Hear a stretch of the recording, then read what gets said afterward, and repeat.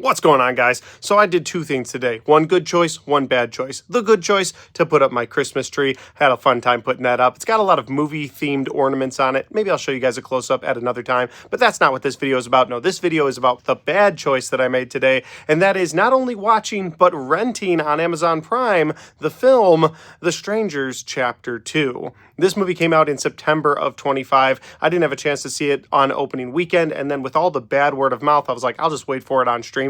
And so here we are, the day that I watched The Strangers Chapter 2 on streaming.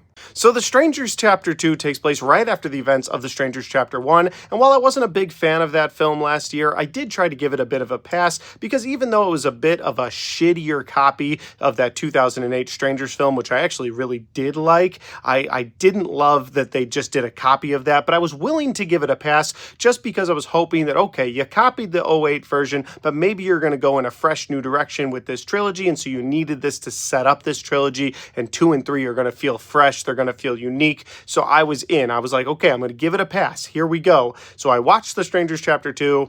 And no, they did not take this in a fresh new direction. It does not feel unique. In fact, this film feels like filler. Now, I don't know what's going to go on in part 3, and I honestly don't care at this point, but this film feels like filler between two stories that they're trying to tell. Whatever they were telling in the first movie, which was a copy of the 08 version, and wherever they want this movie to end up, this trilogy to end up in that third film. But the second film just feels like a bunch of filler. It's just a chase scene for 90 minutes with the strangers who couldn't be beaten in the first movie, now cannot hit their mark no matter what they try to do. They cannot catch this girl. And then on top of that, there's a sub-story in this film explaining to you the backstory of one of the strangers while also explaining to you why they always knock and ask, is Tamra home?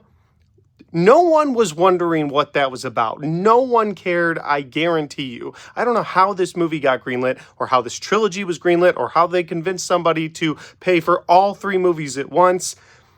But this was a terrible movie. This was the worst horror movie that I've seen this year, I think. I've got to take a look at my list, but this is one of the worst, if not the worst horror movie that I've seen this year. It exists to be filler between 2 other films. I had a horrible time with The Strangers Chapter 2. I do not recommend that you check it out. And I'm not interested in checking out The Strangers Chapter 3. I probably will, but I'm not interested in it.